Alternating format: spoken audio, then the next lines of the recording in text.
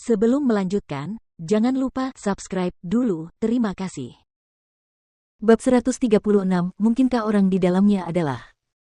Saat ini, Lu Tingqiao sedang tidak ingin berurusan dengan siapapun. Agar tidak membuang-buang waktu untuk berselisih dengan Su Xiangcheng, ia hanya menerima kunci kamar dan terus melangkah maju. Ketika melihat Lu Tingqiao mengambil kartu itu, Su Xiangcheng akhirnya bisa bernapas lega. Namun, ia kemudian khawatir apakah Lu Tingqiao benar-benar akan pergi ke kamar itu. Lu Jingli memasang ekspresi ragu saat mengikuti di belakang. Wah, bro, kamu cukup beruntung dengan wanita. Su Xiangcheng pasti merasa cemas setelah kamu tidak tergerak oleh semua suapannya dan dia pasti berusaha keras untuk mendapatkan wanita yang luar biasa untukmu. Bro, apakah kamu menginginkannya? Tunggu. Kamu sudah punya kakak ipar jadi aku yakin kamu tidak akan meliriknya sedikit pun. Bagaimana kalau memberiku kartu kunci kamar? Tolong. Aku benar-benar penasaran untuk melihat Dewi seperti apa yang berhasil ditemukan Su Xiangcheng.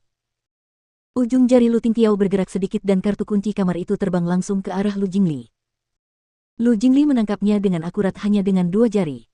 Dengan ekspresi yang sangat gembira, dia berkata, kalau begitu aku akan pergi sekarang gelombang.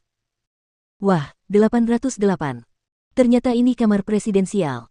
Sambil memegang kartu kunci, Lu Jingli menyenandungkan sebuah lagu dan berjalan riang menuju kamar tamu di belakangnya. Lift langsung menuju ke lantai atas. Dengan satu tangan di saku, Lu Jingli berjalan lurus menuju ruang terakhir di lorong. Ketika dia sampai di pintu masuk, dia menggesek kartu kunci dan pintu terbuka dengan bunyi bip. Sebelum membuka pintu, Lu Jingli sempat berpikir aneh. Ia datang hanya untuk memeriksanya karena penasaran. Bagaimana kalau wanita di dalam sana jatuh cinta padanya dan tidak membiarkannya pergi? Meskipun dia tidak percaya akan pernikahan, dia adalah orang pantas yang hanya terlibat dalam hubungan romantis pantas, high plus plus. Dengan suara, kaca, pintu akhirnya didorong terbuka. Setelah membuka pintu, hal pertama yang dilihatnya adalah tempat tidur berukuran besar yang dipenuhi kelopak mawar merah. Seorang wanita berbaring di tengah tempat tidur. Meskipun kelopak bunga menutupi sebagian penglihatannya, dia samar-samar dapat melihat gaun tidur yang sangat transparan serta sepasang kaki putih yang panjang. Sepasang kaki itu saja sudah cukup untuk membuat imajinasi seorang pria menjadi liar. Benar saja, Su Xiangcheng benar-benar habis-habisan kali ini. Sambil berpikir, Lu Jingli terus melangkah 2 langkah lagi ke dalam. Kemudian, dia melihat wajah wanita itu. Meski matanya ditutupi kain renda putih, dia tetap bisa mengenali siapa wanita di ranjang itu hanya dengan sekali pandang. Wah! Lu Jingli melompat mundur ketakutan seolah-olah dia telah melihat binatang buas. Tubuhnya menghantam pintu dan mengeluarkan suara keras. Segera setelah itu, dia membanting pintu kamar hingga tertutup dan berlari menuruni tangga dengan gila-gilaan, bagai embusan angin. Ia bergegas seperti orang gila sampai ke pintu masuk garasi parkir, tepat pada waktunya untuk melihat mobil Lu Tingqiao keluar. Ia segera berdiri di depan mobil untuk menghentikan Lu Tingqiao pergi.